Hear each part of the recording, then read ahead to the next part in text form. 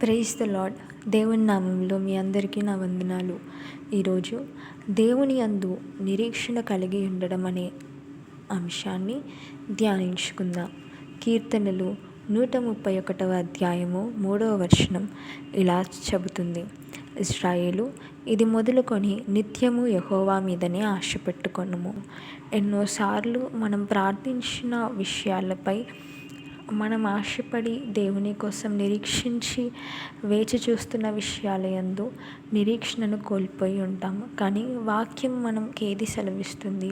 ఇశ్రాయేలు, నిత్యము యెహోవా మీదనే ఆశ పెట్టుకొనుము. పరిస్థితి ఏమైనప్పటికీ నిత్యము దేవునిపై ఆధారపెట్టుకునే ఒక రైట్ వాక్యం అనేది మనకిస్తుంది.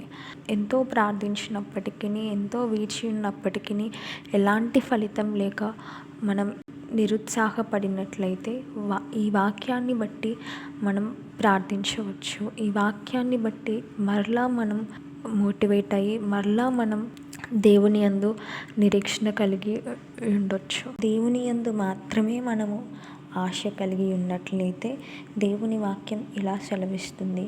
కీర్తనల గ్రంథము 20వ అధ్యాయము 5వ వచనంలో, నీ ప్రార్థనలన్నీ యెహోవా సఫలపరచును గాక. ఏ ప్రార్థన అయితే మనము దేవుని పైన మాత్రమే ఆనుకొని ఆయన యందు ఆశ పెట్టుకొని మనం ప్రార్థిస్తున్నామో వాటినన్నిటినీ దేవుడు ఖచ్చితంగా మన జీవితంలో నెరవేర్చు దేవుడై ఉన్నాడు. కనుక ఎలాంటి నిరుత్సాహమైనను, ఎలాంటి బాధ, ఎలాంటి చింత మనం లేకుండా దేవుని యందు ఆశ పెట్టుకొని నిత్యము జీవితకాలం అంతయు ఏ పరిస్థితి అయినప్పటికీ, ఎత్తైనను లోతైనను, శ్రమ అయినను సంతోషమైనను, ప్రతి పరిస్థితి యందు దేవునిపై నిత్యము ఆశ పెట్టుకునే వారంగా ఉండాలని దేవుడు మనకి సెలవిస్తున్నాడు. కొన్నిసార్లు మనం ఎంతో వేచి ఉన్నప్పటికీ ఏ కార్యము చూడలేక నిరుత్సాహపడుతుంటాము. కానీ మనం గుర్తుంచుకోవాల్సిన విషయం ఏమిటంటే, ఈ యొక్క వెయిటింగ్ పీరియడ్ అనేది, వేచి ఉండే సమయము మనల్ని సరిచేస్తుంది.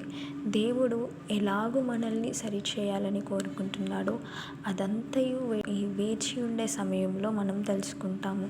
కనుక ఈ యొక్క వేచి ఉండే సమయం మనల్ని సరిదిద్దుతుంది. దేవుడు ఎలాగూ మనల్ని ఉండాలని ఆశపడుతున్నామో అలాగుండునట్లుగా మనల్ని సరిచేస్తుంది. కనుక ఈ యొక్క సమయానంతటిని బట్టి దేవుణ్ణి స్తుతించడం మనం మర్చిపోకూడదు.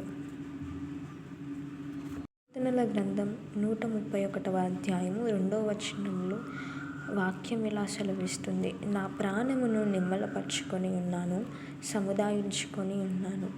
ఎన్నో విషయాల్లో మనం ఎంతో తొందరపడుతుంటాం. దేవుని సమయం కంటే మన సమయాన్ని మనం ముందు పెట్టాలని ఆశపడుతుంటాం. మన జీవితంలో కార్యాలు త్వరగా జరగాలని మనం వేగిరపడుతూ ఉంటాం. కానీ వాక్యం మనకి ఇలా సెలవిస్తుంది: మన ప్రాణమును దేవుని యందు నిమ్మలపరుచుకోవాలి, దేవుని యందు సముదాయించుకొని ఆయన కొరకు మనం ఎదురు చూడాలి. ఆయన సమయం కొరకు మనం వేచి చూసినట్లయితే దేవుడు తప్పక ఆయన కార్యాన్ని మన జీవితంలో జరిగించే దేవుడై ఉన్నాడు. కీర్తనల గ్రంథం 139వ అధ్యాయం 14వ వచనంలో దావీదు దేవుని గూర్చి ఇలా రాశాడు: నీ కార్యములు ఆశ్చర్యకరములు, ఆ సంగతి నాకు బాగుగా తెలిసి ఉన్నది. మనమందరము ఈ వాక్యాన్నిపై ఒక్క నిమిషం ధ్యానించినట్లయితే ఆయన కార్యములు ఎంతో ఆశ్చర్య కార్యములు, ఆయన ఎన్నో గొప్ప కార్యాలు, ఆశ్చర్య కార్యాలు, ఆశ్చర్య రీతిగా మన కొరకు మన జీవితంలో జరిగించే దేవుడు అనే విషయాన్ని నిత్యము మనము గుర్తుపెట్టుకోవాలి. కాబట్టి దేవుని యందు మనం ధైర్యం పొందుకొని ఆయన యందు విశ్వాసం ఉంచి వాడు ఎన్నటికీ సిగ్గుపరచబడడం. లేఖనం ప్రకారము అధికమైన విశ్వాసము దేవుని యందు మనము ఉంచిన ఎడల దేవుడు మన ఆశను ఎప్పుడూ భంగము కానివ్వడు. ఆయన మన కోరికను సిద్ధింపజేసి మన ఆలోచన యావత్తును సఫలపరచు దేవుడై ఉన్నాడు. కనుక మనం ప్రార్థన యందు పట్టుదల కలిగి విశ్వాసమందు మనము అభివృద్ధి చేసుకుంటూ తగ్గింపుగా ఆయన రెక్కల నీడలో జీవించు వారమై ఉండాలి. నిత్యము ఆయనను స్తుతిస్తూ ఆయనని ఆరాధించే బిడ్డలముగా ఉండాలని దేవుడు కోరుకుంటున్నాడు. కాబట్టి సమస్త జ్ఞానమునకు మించిన దేవుని యొక్క సమాధానాన్ని మన హృదయమును, మన తలంపులను ఏలనిచ్చే వారముగా ఉండాలి. ఆయన యొక్క వాక్యము నిత్యము మనల్ని ఏలునట్లుగా మనల్ని మనం ఆయనకి లోపరుచుకోవాలి. దానియేలు గ్రంథంలో వాక్యం ఇలా సెలవిస్తుంది, తమ దేవుణ్ణి ఎరిగిన వారు బలము కలిగి గొప్ప కార్యములు చేయుదురు.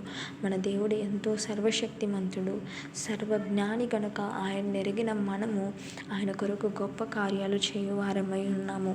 కనుక మనకిచ్చిన పని, మన చేతిలో ఉన్న పనిని మనము తప్పక మన శక్తికి మించి మనం చేసినట్లయితే దేవుడు మన చేతి పనులను, మనం చేసే ప్రతి పనిని దీవించి మనల్ని ఉన్నతంగా హెచ్చించే దేవుడై ఉన్నాడు.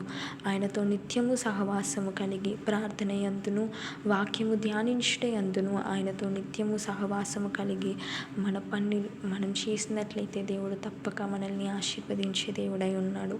దేవుడి వాక్యం అంతటినీ మన జీవితంలో సఫలము చేయును కాక. ఆమెన్.